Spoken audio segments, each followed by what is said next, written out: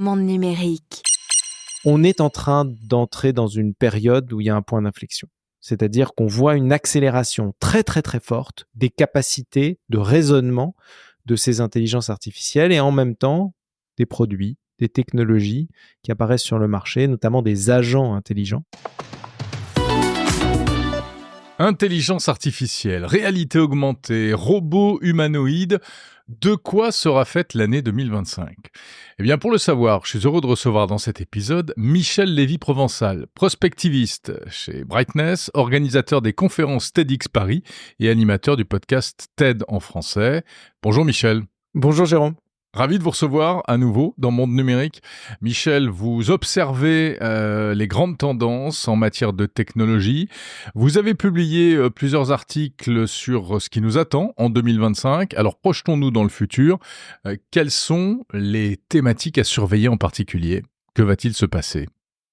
Oui, apparemment, c'est l'intelligence artificielle encore cette année et avec une question que beaucoup se posent, c'est de savoir si 2025 sera l'année, la fameuse année où l'intelligence artificielle générale, c'est-à-dire ce moment où l'intelligence artificielle dépasse l'intelligence humaine. Il y a beaucoup de débats sur le sujet en termes de définition, mais disons que cette intelligence artificielle qui sera capable de réaliser 90% des tâches réalisées par un humain sera réelle en 2025. Et alors, le pari qu'on peut faire, c'est que quand on regarde vraiment les faits et les données, on voit l'évolution, particulièrement ces derniers mois, de plusieurs modèles d'intelligence artificielle. Je pense à ceux d'OpenAI, je pense à un modèle chinois qui s'appelle DeepSeek, je pense à xAI, la startup de Elon Musk avec Grok et la prochaine version avec Grok 3. On est en train d'entrer dans une période où il y a un point d'inflexion. C'est-à-dire qu'on voit une accélération très très très forte des capacités de raisonnement de ces intelligences artificielles et en même temps des produits, des technologies qui apparaissent sur le marché, notamment des agents intelligents. Là aujourd'hui, d'ailleurs, au moment où on enregistre, OpenAI a annoncé ce matin un nouveau produit grand public qui s'appelle ChatGPT Tasks, qui est, mais pour le moment, l'embryon de ce que pourrait être une série d'outils pour créer des agents. En gros, ça permet de créer des tâches gérées par ChatGPT et qui sont préprogrammées pour vous offrir des réponses, des réalisations de tâches plus ou moins complexes à un horizon temporel donné. Par exemple, vous pouvez dire tous les matins, tu me fais une revue de presse sur, je sais pas, la géopolitique par exemple, et tous les matins, 7h30 du matin, tu m'envoies une notification via ChatGPT et je veux lire cette revue de presse. Eh bien, avec ChatGPT Tasks, on est capable de le faire. Donc, c'est un agent très simple, mais ces agents vont se démultiplier dans les mois qui viennent, partout, dans différents produits, à tel point qu'on peut se demander si ces agents ne pourront pas remplacer un certain nombre d'humains dans des tâches qui sont pour l'instant réalisées plutôt par des cols blancs. Et donc atteindre dans les faits cette fameuse intelligence artificielle générale. Alors j'ai bien conscience que je fais beaucoup de raccourcis dans ce que je dis là, mais si 2025 est l'année où ça apparaît, ça va être une véritable révolution économique, sociale, potentiellement politique. Ouais. On va parler justement des implications et des conséquences un peu politiques de tout ça. Ces agents, en fait, c'est la suite de la démocratisation de l'IA, parce que on peut déjà faire énormément de choses avec des algos d'intelligence artificielle, mais là, ça veut dire que ce sera vraiment dans les mains de monsieur, madame, tout le monde. Très facilement, pas besoin de savoir programmer, ce sera encore plus simple. Exactement, pour des experts qui ont pu développer des outils avec les modèles comme ceux qui sont proposés par OpenAI, l'éditeur de ChatGPT, il est possible de développer ces agents depuis déjà plusieurs mois, voire plusieurs années. Moi, je manipule ce type d'agent parce qu'on a fait développer aussi par mon équipe des applications qui implémentent ces agents pour faire différentes choses, résumer des articles, générer des podcasts, par exemple, automatiquement, etc. Mais là, la grande révolution, c'est que on n'aura plus besoin de coder. C'est-à-dire que le commun des mortels, le néophyte, pourra aller dans ChatGPT, demander en langage naturel de faire telle ou telle tâche et puis de programmer son agent. Et ça, c'est majeur comme révolution.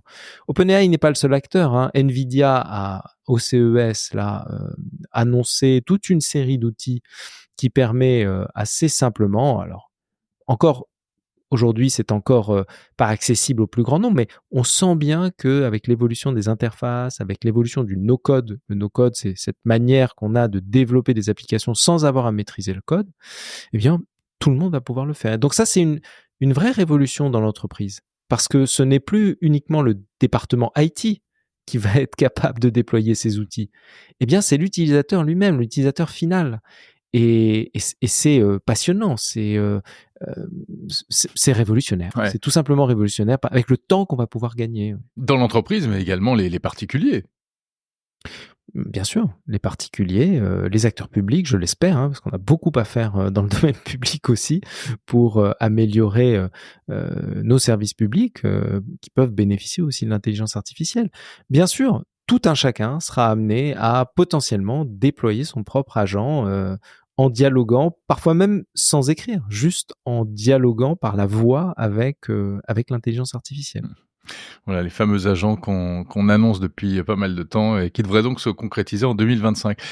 Michel, il y a aussi peut-être l'avènement de la robotique, enfin pas l'avènement, mais est-ce que la robotique, selon vous, va franchir un nouveau cap?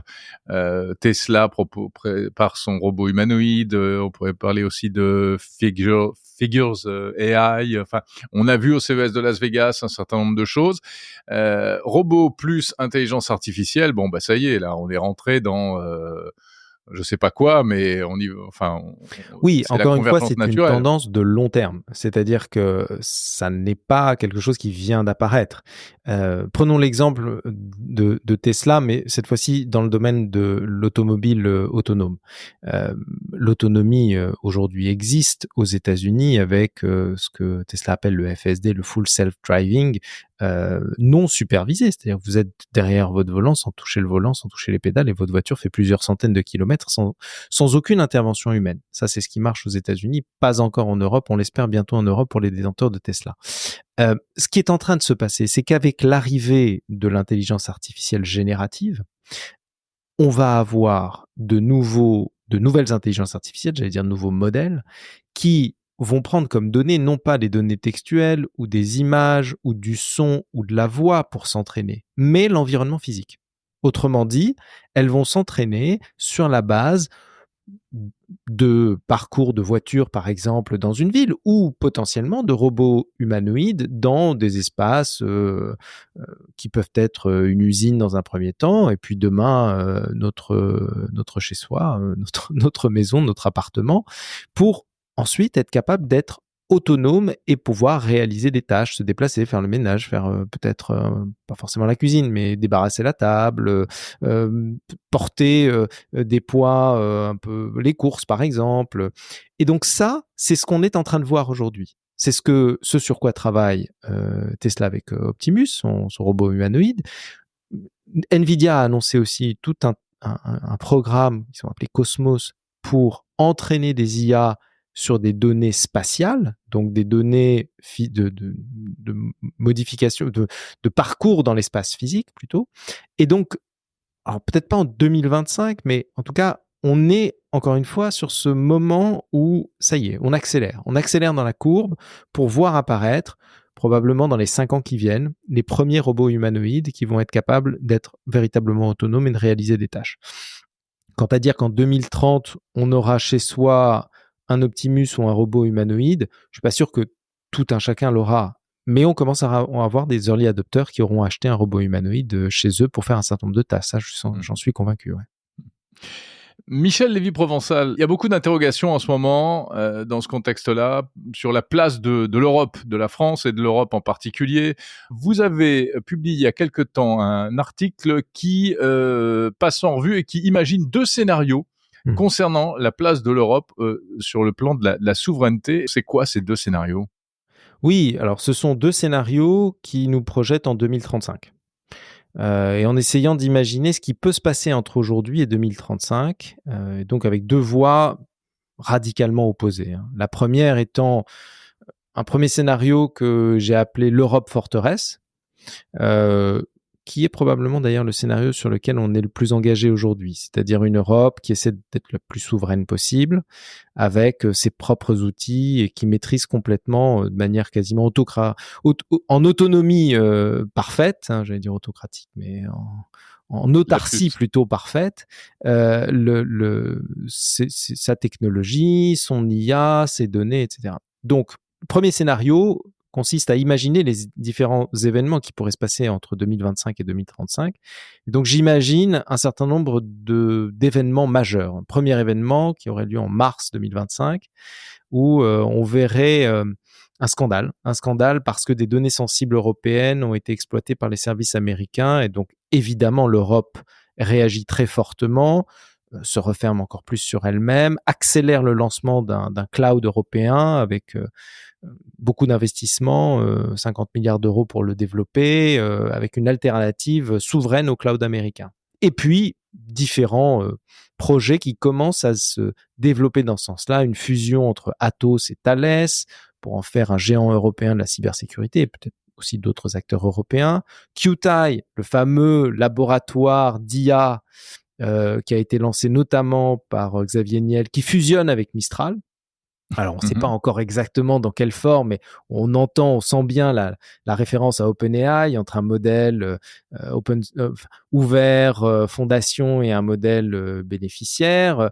En mars 2026, on a encore plus un phénomène d'enfermement de l'Europe dans ses frontières numériques, avec l'adoption d'un Digital Sovereignty Act qui impose à tous les citoyens européens de stocker ces données en Europe exclusivement, ce qui n'est pas du tout le cas aujourd'hui.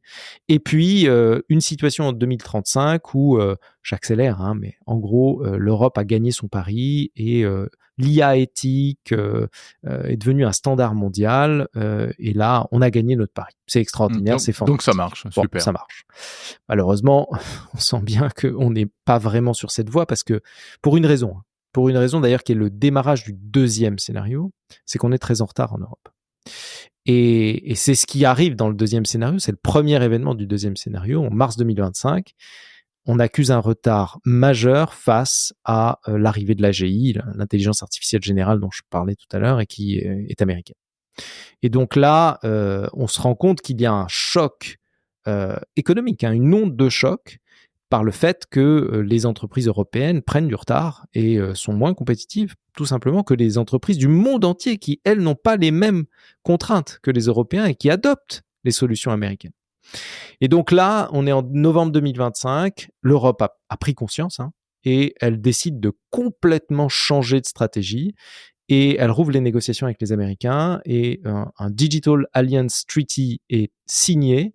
Donc, on revoit complètement l'alliance, on resserre les liens économiques avec les États-Unis, et on considère, pour dire les choses très simplement, que les IA américaines et la technologie américaine est considérée comme souveraine en Europe. Alors, c'est vraiment quelque chose de vraiment très fort, c'est vraiment à 180 degrés de ce que Thierry Breton a essayé de faire pendant tant d'années.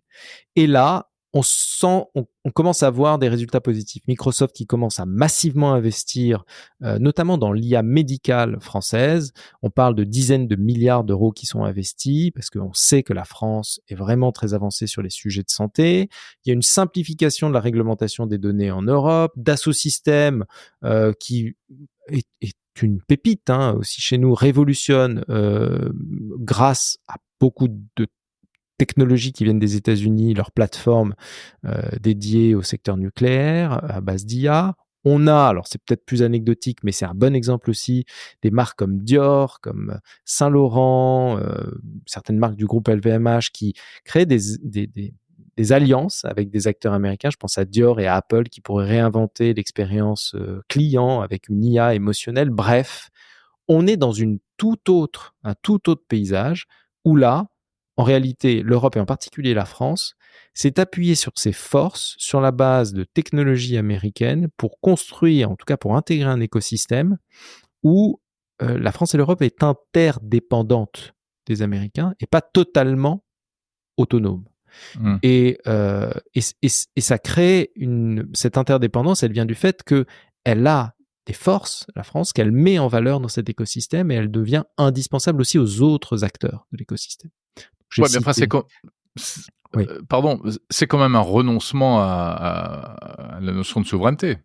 C'est un réalisme surtout. C'est-à-dire qu'aujourd'hui, soyons clairs, nous n'avons pas les moyens financiers de tenir la charge face à des acteurs qui dépensent, et des acteurs privés, hein, qui dépensent des dizaines de milliards par an en R&D pour développer leur infrastructure ou leur technologie.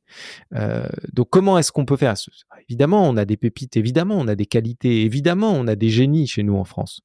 Évidemment que Mistral est un coup de génie fantastique parce que avec quasiment 100 fois moins de budget, on est arrivé à atteindre, alors pas vraiment, mais à atteindre le niveau de ce que faisait ChatGPT avec la version GPT-4, par exemple. Certains disent GPT-4o, mais on va pas rentrer dans les détails. Mais en gros, le problème, c'est pas tant d'arriver à atteindre le niveau auquel était OpenAI il y a 1 an, c'est d'arriver à rivaliser avec les acteurs actuels. Or, on n'a pas les moyens de le faire, surtout que eux continuent à avancer et à accélérer. Donc, face à ça, je pense que c'est totalement irréaliste de penser qu'on sera autonome. Je pense qu'au contraire, on a tout intérêt à avoir une stratégie qui ressemblerait par exemple à celle de la Corée du Sud, d'une certaine manière aussi à celle d'Israël, qui consiste à s'appuyer sur des technologies pour développer des forces qui nous rendent indispensables aux Américains. Il y a plein de sujets sur la santé, dans l'aéronautique, dans le nucléaire. Il y a plein de sujets sur lesquels on est fort. Dans la modélisation 3D, je pensais à Dassault Systèmes. Ouais, donc une forme de donnant-donnant, en fait. Oui, les experts appellent ça le dérisking aussi. C'est-à-dire faire en sorte de minimiser notre risque de dépendance, soit en trouvant d'autres alliés ailleurs, pour être moins dépendant des Américains, ça c'est une forme de dérisking. Puis une autre forme de dérisking, c'est aussi de se rendre indispensable dans le maillon. À tel point que ils ont besoin de nous autant qu'on a besoin d'eux. Mais pour l'instant, ils n'ont pas besoin de nous autant qu'on a besoin d'eux parce que toute l'énergie qu'on essaie de passer à les rattraper n'est pas une énergie qu'on essaie d'utiliser pour développer nos forces. Et ça, c'est vraiment préjudiciable. Ouais, tout le paradoxe dans lequel on semble enfermé aujourd'hui. Alors on dit que l'Europe a quand même des atouts et notamment la data, population européenne, etc. Et puis l'énergie et notamment la France avec le nucléaire. C'est réaliste d'essayer de s'appuyer là-dessus et de valoriser tout ça. Il faut savoir une chose, c'est que l'IA, l'un des fondamentaux de l'IA aujourd'hui, c'est évidemment le matériel, c'est-à-dire ces fameuses puces qui sont développées notamment par Nvidia, mais pas que, parce qu'il y a de plus en plus de concurrence aujourd'hui qui arrive sur le marché. Et donc ça, c'est indispensable. Les matières premières aussi sont indispensables. Hein. Et puis, il y a une autre dimension, c'est l'énergie. Quand on pense que Microsoft, que les grands acteurs sont en train de déployer des centrales nucléaires privées pour pouvoir alimenter leur data center, on imagine bien à quel point l'énergie est cruciale. Or, la France, en Europe, est à la pointe de l'énergie décarbonée et peu chère. On en produit même beaucoup plus qu'on en consomme. Et on en produit beaucoup plus qu'on en consomme. Donc, on a une force, là, avec le nucléaire, qu'on aurait tout intérêt à valoriser, à mettre en avant, à développer, plutôt que d'essayer de développer nos propres modèles souverains. Faisons en sorte, sur cette partie de l'infrastructure, de déployer des projets qui permettent d'être vraiment une valeur ajoutée dans l'ensemble de l'écosystème. Ça, c'est un moyen. Il y en a d'autres, mais c'en est un. Pour revenir juste à la question de la souveraineté, cette vision d'une autonomie complète, elle est totalement théorique, parce que si on descend par exemple dans la chaîne de valeur, dans la stack, à un moment donné, on va tomber. Le premier choc, c'est quand on se dit, mais finalement, dans l'écosystème technologique, il y a un premier élément de la chaîne qui est l'operating system, c'est-à-dire Windows, Apple, même éventuellement Linux. Mais cette couche logicielle, on n'en est pas totalement souverain.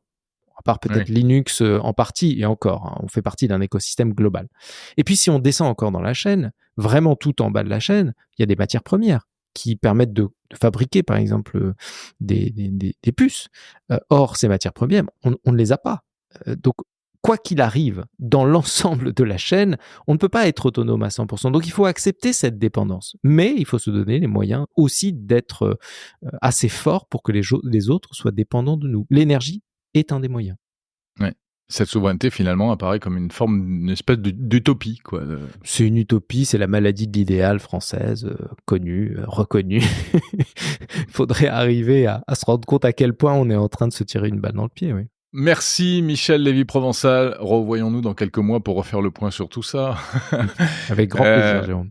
Voilà, je rappelle donc que vous êtes responsable du TEDx Paris et les conférences, c'est bientôt là, les conférences TEDx Paris. Oui, le 11 février au Grand Rex, une soirée sur un thème à la fois provocateur et en même temps plein d'optimisme.